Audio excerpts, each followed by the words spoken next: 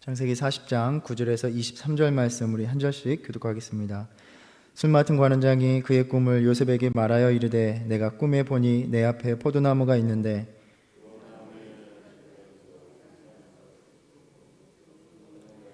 내 손에 바로의 잔이 있기로 내가 포도를 따서 그 즙을 바로의 잔에 짜서 그 잔을 바로의 손에 드렸노라.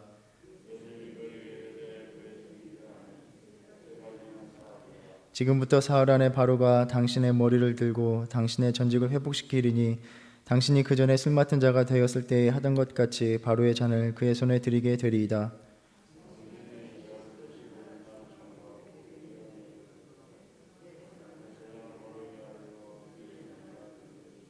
나는 히브리 땅에서 끌려온 자요 여기서도 옥에 갇힐 일은 행하지 아니하였나이다.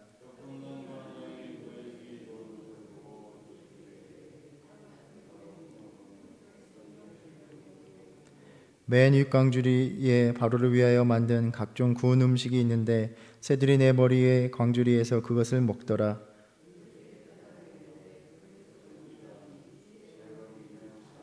지금부터 사흘 안에 바로가 당신의 머리를 들고 당신을 나무에 달리니 새들이 당신의 고기를 뜯어 먹으리이다 하더니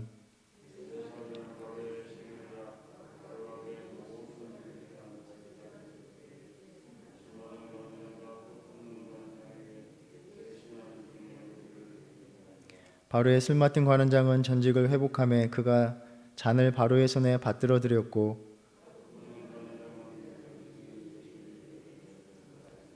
함께 읽겠습니다. 술 맡은 관원장이 요셉을 기억하지 못하고 그를 잊었더라. 아멘. 자신들에게 운명의 형태로 다가온 그 꿈으로 인해서 바로의 두 관원은 불안해했고 요셉은 이 꿈을 해석해 줍니다.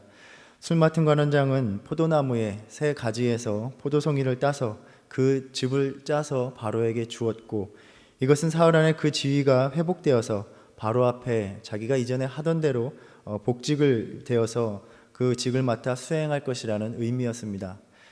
떡 맡은 관원장은 떡 세 광주리가 그의 머리에 있고 가장 맨 윗 광주리에는 바로를 위해서 만든 구운 음식이 있었는데 새들이 머리에 광주리에서 음식을 먹는 것이었습니다. 이것은 사흘 안에 바로가 그를 나무에 달고 새들이 그를 뜯어 먹는다라는 의미였습니다. 요셉의 이야기에서 꿈은 하나님께서 결정하시고 행하실 일을 보여주는 것이기 때문에 하나님의 주권을 보여주는 역할을 합니다. 그리고 이 꿈이 요셉을 통해서 해석이 되고 있습니다.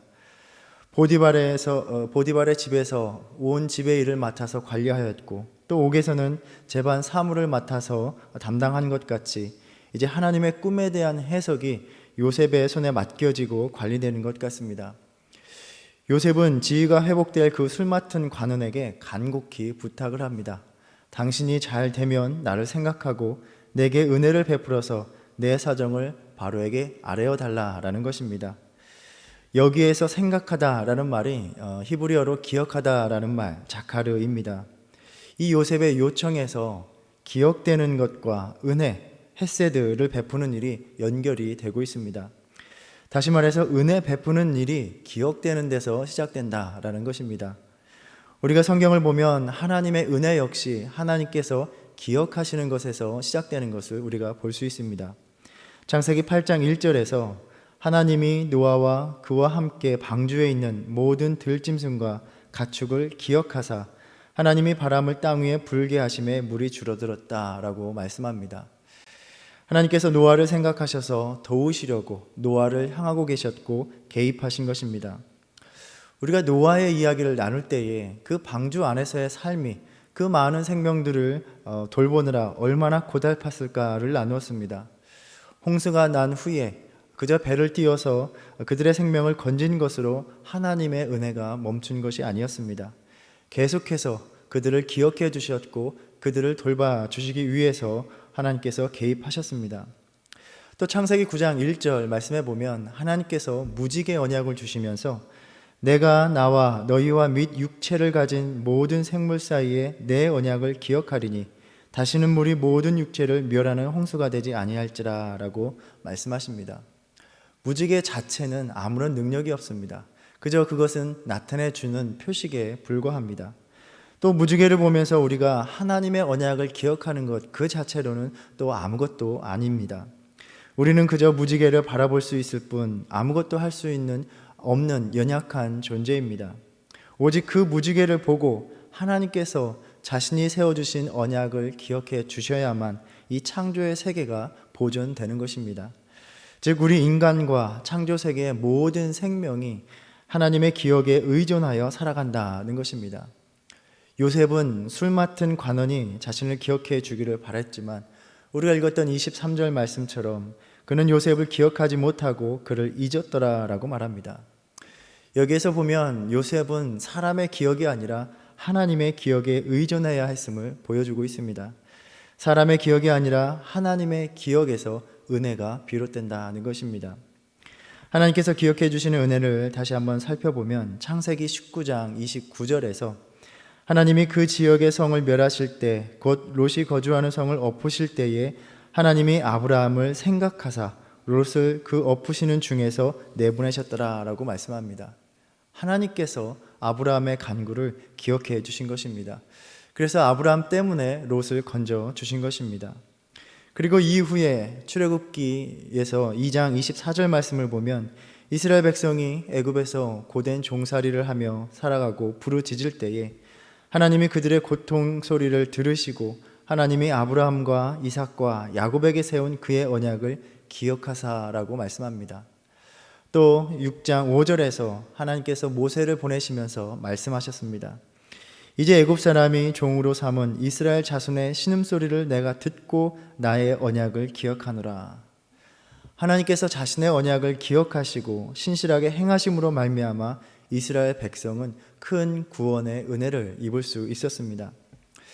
하나님의 기억과 은혜 베푸심이 그 백성들과 자녀들을 통해서 변함없이 역사를 통해서 행해진 것입니다. 이것은 오늘날 우리에게 무엇을 의미하는 것입니까? 하나님이 우리의 삶을 기억하시고 우리를 돌봐주신다는 것입니다. 여전히 그 일을 행하고 계신다는 것입니다. 오늘도 우리의 모든 삶이 우리를 기억해 주시는 하나님의 은혜에 달려있다는 점입니다. 우리를 기억하심은 또 잊지 않으신다라는 것을 의미합니다. 이사야서 49장 15절에서 여인이 어찌 그 젖 먹는 자식을 잊겠으며 자기 태에서 난 아들을 긍휼히 여기지 않겠느냐. 그들은 혹시 잊을지라도 나는 너를 잊지 아니할 것이다 말씀하셨습니다. 하나님의 자녀들은 주께서 나를 잊으셨다, 주님이 나를 잊으신 것이 아닌가라고 한탄하며 살아갈 때에도, 그렇게 우리가 마주하는 현실이 마치 하나님이 나를 잊으신 것 같아 보일 때에도 하나님은 내가 너를 어찌 잊겠느냐, 너희가 나를 잊을지언정 나는 너를 결코 잊지 않을 것이다, 기억할 것이다 라고 말씀해 주셨습니다. 하나님이 오늘도 우리의 삶을 기억하신다는 이 사실을 깨닫고 힘을 얻는 이 아침 되기를 바랍니다. 우리를 기억하시기에 우리의 삶에 개입하실 준비가 되어 있으신 우리의 아버지 되시는 분입니다. 우리를 기억하시는 하나님 앞에서 우리 역시 그분의 자녀로서 우리의 삶 속에서 하나님을 기억하는 저와 여러분 되기를 바랍니다. 우리가 삶 속에서 하나님을 기억한다라는 것은 바로 예배의 자리로 나오는 것입니다. 그렇게 요셉이 꿈을 해석된 대로 다 이루어졌습니다. 사흘이 되었을 때에는 바오로의 생일이었고 이때에는 죄인들의 사면이 이루어졌을 것입니다.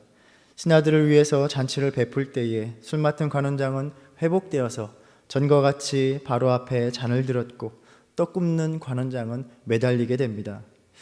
요셉은 하나님께서 자신으로 하여금 꿈을 해석하게 하시고 그 꿈대로 하나님께서 이루시는 것을 분명하게 보았습니다. 저는 과연 요셉이 이 관원들의 꿈이 이루어지는 것을 보면서 요셉은 무슨 생각을 했을까라는 생각을 해봅니다. 요셉에게는 하나님께서 주신 꿈, 아직 이루어지지 않은 꿈이 있었습니다. 그가 살아온 현실, 또 살아가고 있는 삶에서는 그 꿈이 이루어질 가능성이 없어 보입니다. 그런데 지금 하나님께서 알게 하시는 대로 꿈을 해석해 보니 그 꿈이 이루어지는 것을 분명하게 보았습니다. 아마도 요셉은 그 꿈을 해석하면서 그래, 하나님께서도 나에게 주신 꿈을 분명하게 이루어 주시겠구나 하는 생각을 다시 한번 하게 되지 않았을까 돌아봅니다. 다시 한번 소망을 품게 되는 계기가 되었을 것이다 생각합니다. 만일에 보디발의 집에서 종으로만 계속해서 살았다면 어쩌면 그는 지난날의 꿈이 이루어지는 것을 포기하였을지도 모릅니다. 애굽 왕의 친위 대장인 보디발의 온 집안을 맡아 관리하면서 그 책임을 맡고 비록 요셉이 종의 신분이었지만 그 일을 관리하면서 그 밑으로 다른 종들을 부리는 삶을 살았을 것입니다. 그러면서 이 삶도 그리 나쁘지는 않구나 라며 꿈을 접었을지도 모르는 일입니다. 그런데 보디발의 아내의 유혹을 뿌리치는 일이 일어납니다. 요셉은 하나님 앞에서 믿음을 지키고자, 하나님 앞에서 올바른 삶을 살고자 악을 행하지 않는 길을 택했습니다. 그런데 어제 우리가 나눈 것처럼 그 결과는 참으로 실망스럽습니다. 자신은 억울하게 누명을 쓰고 옥에 갇히게 됩니다. 하나님의 계획 속에서는 요셉으로 하여금 구원의 다음 단계로 나아가고 새로운 희망을 갖게 하시는 것이었지만 요셉에게는 낙심되고 좌절되는 현실로 다가왔을 것입니다. 어쩌면 요셉은 옥에 갇히면서 꿈에 대한 기대를 이전보다 더 버렸을지도 모릅니다. 그런데 옥에서 다시 자신과 함께하여 주시는 하나님을 통하여 형통케 하시는 은혜를 맛보았고 이제 바로 신하들의 꿈을 해석해 주게 하십니다. 하나님이 다시 꿈에 대해서 듣게 하시고 알게 하시고 그 꿈대로 이루시는 것을 보았습니다. 꿈을 잊어가고 있는 요셉에게 다시 한번 꿈꾸게 하시는 삶을 살아가게 하신 것입니다. 요셉의 삶은 지금 당장은 고통스러웠을지 모르지만 이것은 하나님께서 베푸시는 은혜의 과정이었습니다. 어제 또 우리가 나누었듯이 우리는 하나님께서 이루어 가시는 방식, 또 그 때를 알 수 없기 때문에, 다 헤아릴 수 없기 때문에 오늘 마주하는 현실은 너무나 어렵고 고통스럽고 기다리는 일은 참으로 힘겹습니다. 요셉은 또 기대했을 것입니다. 술 맡은 관원장은 사흘 안에 회복될 것이고 바로의 곁에서 그 직을 감당하기에 바로에게 자신에 대해서 말만 잘해준다면 자신이 겪고 있는 곤경에서 이 감옥살이에서 벗어날 수 있을 것이다 희망을 가졌을 것입니다. 하나님께서 이 옥에 나를 보내신 것이 이 같은 계획을 갖고 계셨기 때문인가 보다 라고 기뻤을 것입니다. 저 같았으면 이것이 하나님의 뜻이었다고 확신했을 것 같습니다. 그런데 여전히 요셉에게 펼쳐지는 그 인생, 그 현실은 어떠했습니까? 또다시 실망입니다. 그토록 자신을 기억해달라고 간절히 부탁했는데 술 맡은 관원장은 요셉을 잊었다라고 말씀합니다. 꿈을 해석하는 능력이 있으면 뭐합니까? 여전히 삶의 비참함은 옥에 갇혀있는 요셉의 몫이었습니다. 하나님의 뜻인 것처럼 보이는 그 현실이 또다시 좌절이 됩니다. 요셉은 그렇게 만 2년 동안 잊혀졌습니다. 술 맡은 관원장도 어떻게 이런 극적인 일을 겪었으면서 어떻게 요셉에 대해서 잊을 수 있을까 의아하기도 합니다. 자신이 어떻게 복직이 되었는지 주변 사람들에게 알리고 자연스럽게 요셉에 대해서 말하게 됐을 텐데 요셉은 그렇게 기억되지 않았다라고 말씀합니다. 우리는 이 이야기를 알기 때문에 이 모든 것이 하나님의 섭리라는 것을 압니다. 하지만 여전히 요셉에게는 답답한 현실일 뿐입니다. 자신에게 다가왔던 그 신라 같은 희망도 사라져 버렸습니다.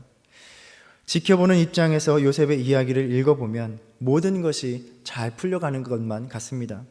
보디발의 집에서는 모든 집을 관리하는 직을 맡게 되었고 옥에서도 재반 사무를 맡아 처리하고 또 바로의 신하를 만나서 꿈을 해석해주고 그들의 호의를 얻게 됩니다.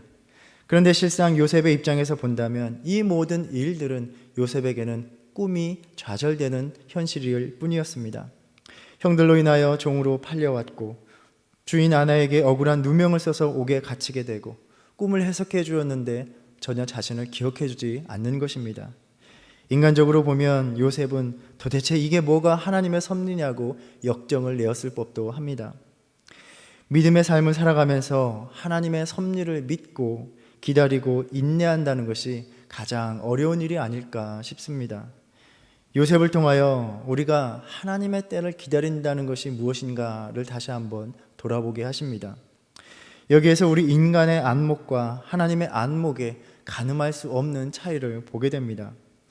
이사야서 55장에서 하나님께서는 내 생각은 너희 생각과 다르다라고 말씀하시면서 9절에서 이는 하늘이 땅의 땅보다 높음같이 내 길은 너희의 길보다 높으며 내 생각은 너희의 생각보다 높음이니라 라고 말씀하셨습니다.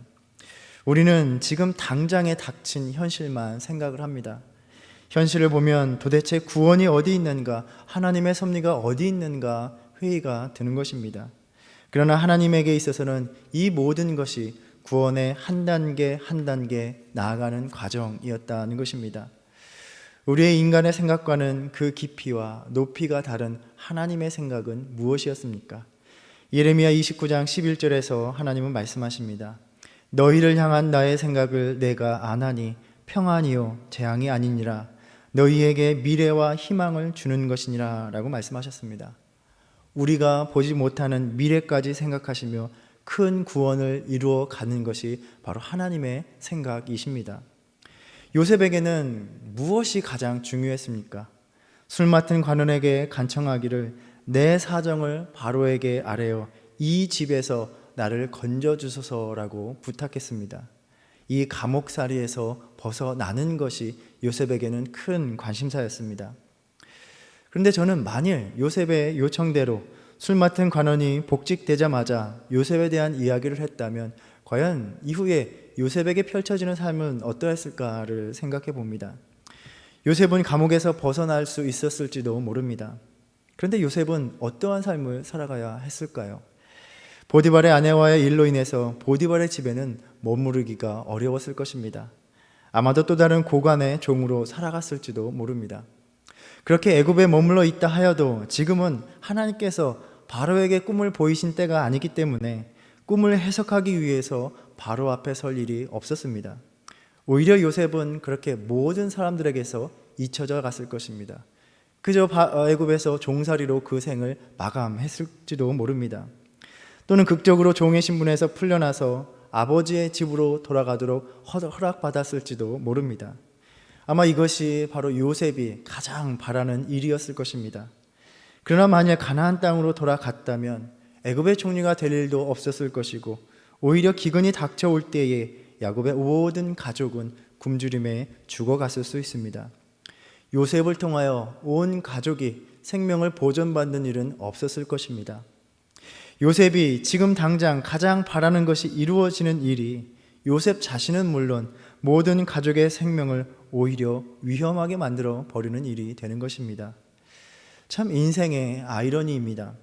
지금 당장 내가 가장 원하는 일이 이루어지기만 하면 인생의 모든 문제가 다 해결될 것만 같은데 오히려 그것이 그 일로 인하여 내 인생이 더 큰 수렁으로 빠져갈 수도 있다는 것입니다.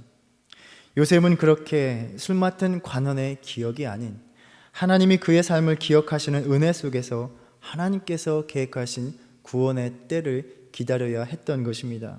바로 이것이 우리의 믿음의 삶이라는 것입니다. 우리는 사람들의 기억에 의지할 수 없습니다. 우리가 살아가면서 느끼는 바는 사람들은 그저 자신이 유익이 있을 때에만 기억하고 다가온다는 것입니다. 그럴 수밖에 없는 것이 또 모두가 각자 자신이 살아가는 현실, 자신의 상황에 몰두해 있기 때문입니다. 비록 지금 당장의 현실이 요셉에게는 낙심할 수밖에 없는 형편이지만 그와 함께 하시는 하나님의 은혜로 이끌어 가시는 그 미래 속에서 요셉을 통하여 야곱과 그 온 가족이 기근을 피할 수 있게 되는 것을 우리가 보게 됩니다. 비록 오늘을 살아가는 현실이 고통스럽더라도 우리가 하나님께 소망을 두고 살아갈 수 있는 이유를 요셉의 삶이 보여주고 있습니다.